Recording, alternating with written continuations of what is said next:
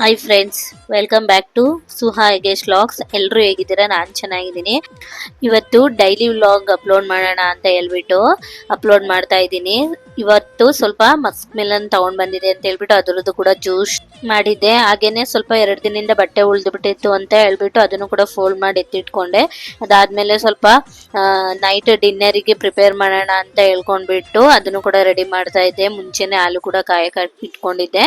ಈಗ ನೈಟ್ ಡಿನ್ನರಿಗೆ ದಾಲ್ ಫ್ರೈ ಹಾಗೇನೆ ಜೊತೆಗೆ ಹಪ್ಳನು ಕೂಡ ಕರೆದಿದ್ದೆ.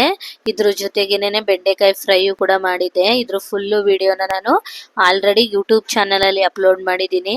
ನಿಮ್ಗೇನಾದ್ರೂ ಟೈಮ್ ಇತ್ತು ಅಂದ್ರೆ ಹೋಗಿ ಒಂದ್ಸಲ ಚೆಕ್ ಮಾಡಿ.